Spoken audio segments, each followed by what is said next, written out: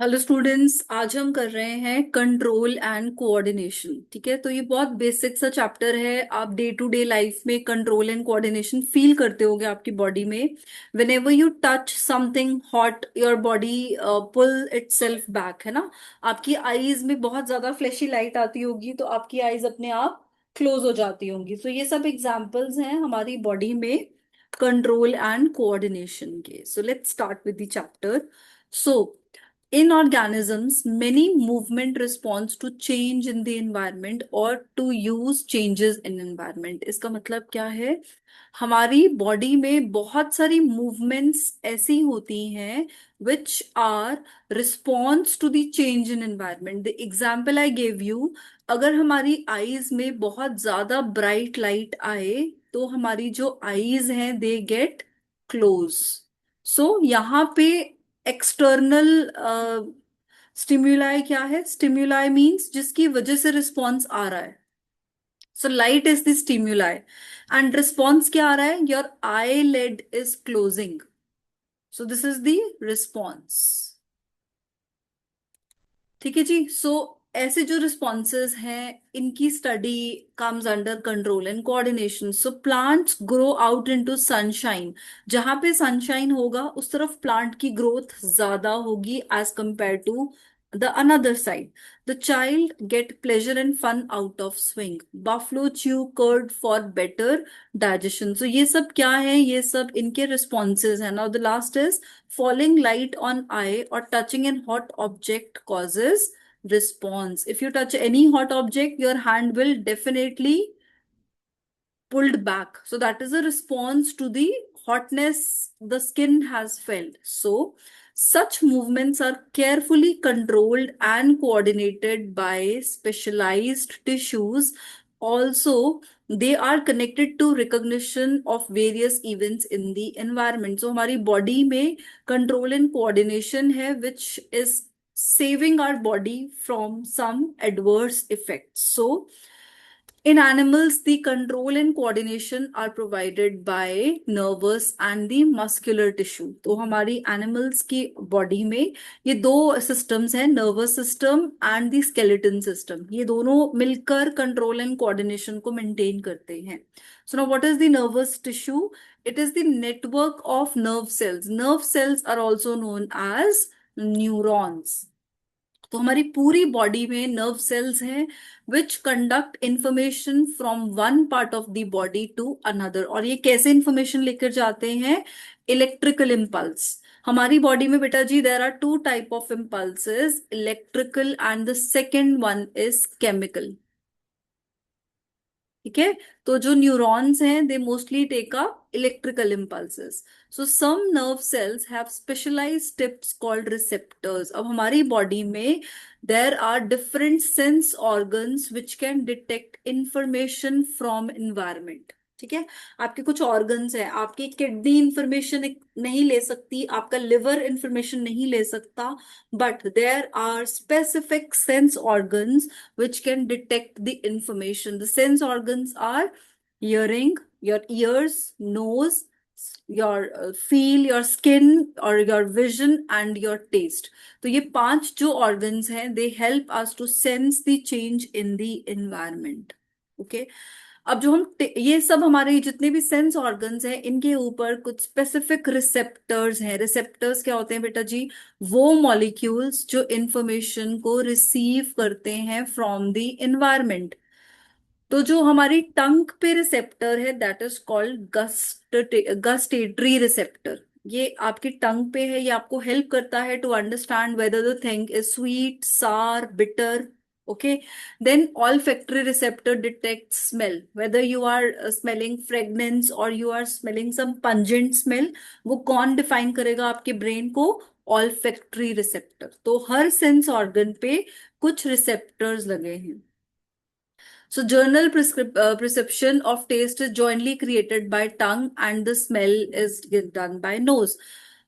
That's why अगर हमारा knows block हो या हमें ठंड, हमें कोल्ड लगा हो तो हमें चेंज इन फूड लगता है, हमें टेस्ट डिफरेंस फील होता है because at that time we cannot sense the test.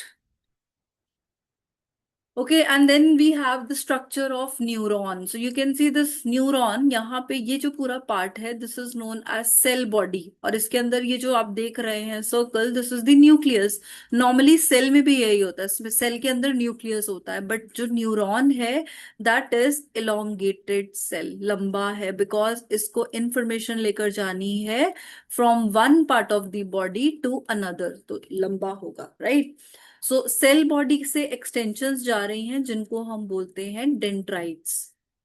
Then ये जो लॉन्ग सा एक्सटेंशन है इसके ऊपर you can see there is axon. ये जो आपको शील्ड दिख रहा है इसको हम बोलते हैं मेलाइन शील्ड.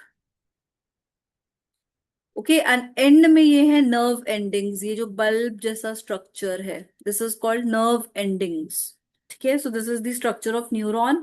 ये क्या करता है, it takes the information from the dendrites and pass it through the nerve ending. और ये वन वे है, ऐसा नहीं है कि कभी भी इंफॉर्मेशन नर्व एंडिंग से डेंड्राइट पे जाएगी, no, never.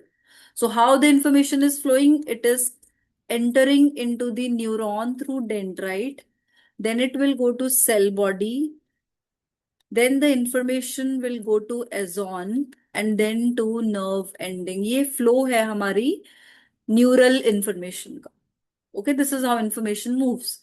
So transmission of nerve impulse, ये जो नर्व इम्पल्स है ये ट्रांसमिट कैसे होती है.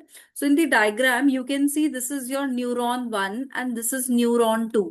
अब जो ये दोनों न्यूरॉन्स हैं they are not connected physically, इनके बीच में स्पेस होता है. आप देख रहे हो ये एक न्यूरॉन है और ये दूसरा न्यूरॉन है, तो ये जो बीच में इसके एम्प्टी स्पेस है, खाली जगह है, that is called synapse. So what is synapse? It is the space between nerve ending of one neuron and dendrite of second neuron. Okay, so ये जो हमारे न्यूरॉन्स हैं इनकी जो नर्व एंडिंग्स हैं they are connected to the muscle. ये जो आपको ये दिख रहा है पिंक सा, this is the muscle fibre. तो अभी हमने पढ़ा था दैट हमारी बॉडी में जो भी कंट्रोल एंड कोऑर्डिनेशन है that is conducted by nervous system and muscular system. So the neurons are connected to the muscles ताकि वो मसल को इंफॉर्मेशन दे सके how they have to act. Right जी. सो न्यूरोमस्कुलर जंक्शन क्या होता है, it is the point where the neurons are connected to the muscle. Junction ये वो पॉइंट है. सो यू कैन सी ये आपका नर्व एंडिंग है, इसके अंदर ये जो आपको डॉट्स दिख रहे हैं दे आर ट्रांसमिटर्स. ये ट्रांसमिटर्स हैं, ये इंफॉर्मेशन को एक एंड से दूसरे एंड तक लेकर जाते हैं. And this is the muscle जो पिंक दिख रहा है और इसके अंदर माइटोकॉन्ड्रिया है. अब यहाँ माइटोकॉन्ड्रिया अलग से क्यों शो किया हुआ है, बिकॉज बॉडी ने इंफॉर्मेशन पास करनी है तो बॉडी को एनर्जी स्पेंड करनी पड़ेगी, एंड एनर्जी कहाँ से बनती है, एटीपी बनता है माइटोकॉन्ड्रिया में. तो मसल्स में बहुत ज्यादा माइटोकॉन्ड्रिया होता है. Okay, now let's see how the information is moving. तो बेटा जी इंफॉर्मेशन सबसे पहले जाएगा, रिसेप्टर उसको रिसीव करेगा, फिर वो रिसेप्टर इंफॉर्मेशन देगा डेंड्राइट को. जैसे ही डेंड्राइट के पास इंफॉर्मेशन आई there will be a chemical reaction taking place, and because of that chemical reaction एक इलेक्ट्रिकल इम्पल्स जनरेट होगा. Now that impulse from the dendrite will go to the cell body. Cell body से information कहाँ जाएगा, axon पे, और axon से वो information, वो जो केमिकल्स हैं they will be released cross the gap. ये देखो यहाँ से ये न्यूरो रिलीज हो रहे हैं and they will pass this gap. उनको एनर्जी चाहिए, एटीपी चाहिए, तो वो इलेक्ट्रिकल इम्पल्स जो है it will be transmitted from one neuron to next neuron. तो ये ऐसे न्यूरॉन टू न्यूरॉन जाते जाते एंड में कहा जाएगा, मसल के पास, and then muscle is called effector. Muscle काम करेगी, क्या काम करेगी, जो भी नर्वस सिस्टम उसको बोलेगा, मतलब जो भी हमारा ब्रेन इंफॉर्मेशन दे रहा है to neuron, neuron to next neuron to muscle, and then muscle is doing the work. I hope ये क्लियर है हमें transmission of nerve impulse. Okay, now reflex action क्या होता है. रिफ्लेक्स एक्शन है बेटा जी सडन अनकॉन्शियस एक्शन. अगर आप कोई गर्म चीज टच कर ले यू विल नॉट थिंक, आप 2 मिनट बैठ के सोचोगे थोड़ी हाथ पीछे करें या नहीं, आप एकदम से हाथ पीछे करोगे. So there is a sudden unconscious action in response to the stimuli. जैसे कि if you are touching anything hot your hand will withdraw. If light falls on your eyes, your eyes will start blinking. तो sudden है तो हमें वहां सोचना नहीं है, वो अपने आप होगा, आपका इमिडिएट रिस्पॉन्स आएगा, ठीक है। सो थिंकिंग नीड्स कॉम्प्लिकेटेड इंटरेक्शन। जब आप कुछ सोचते हो ना, आप इंटरेक्शन होती है, ओके ये करें या ना करें, ये करेंगे तो क्या होगा, मैं अभी पढ़ूं या मैं खाना खाने के बाद पढ़ूं, है ना, या मैं ये काम अभी करूं या बाद में करूं। So you need time to think, but reflex action is a sudden action, so no thinking will take place. There will be no complicated interaction between the neurons. Simple information एक जगह create होगा, दूसरी जगह move करेगा. So in brain, the thinking tissue sits in the front end of the skull. आपका जो forehead है, यहाँ पे eyes होती हैं हमारी, ठीक है, ये हमारा forehead है। तो जो भी thinking है वो हम अपने यहाँ इस part से करते हैं। So it receives signals from all over the body and thinks before responding to them. So if thinking is to instruct muscle to move, अगर हम सोच के मसल को बोलेंगे कि भाई आप मूव करो, so it will take lot of time, ठीक है। so much time will be taken and quick response नहीं होगा। तो तब तक क्या होगा, हमारी बॉडी में प्रॉब्लम हो जाएगी। अगर हमने किसी गर्म चीज को पकड़ा है, हमारा skin will be in trouble. So, what happens in reflex action? Reflex action में receptor, sensory neurons, हमारा central nervous system which is made up of brain and spinal cord, हमारे motor neurons and effector. Effector क्या है, आपके muscles या glands. So information is taken from the receptor, it goes to the sensory neuron, the brain thinks quickly and give the information to the motor neuron.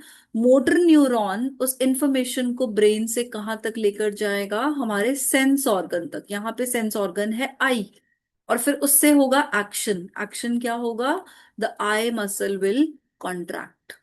तो ये flow ऐसे चलता है, right? So reflex arc evolved as a function of absence of thought process in animals, though after complex neuron network, अभी क्या हुआ during evolution, पहले सोचते नहीं थे, then complex neuron network created and the reflex arc continue for quick response, ठीक है। तो हमारा जो क्विक रिस्पॉन्स है, that has been created because of strong thinking capacity.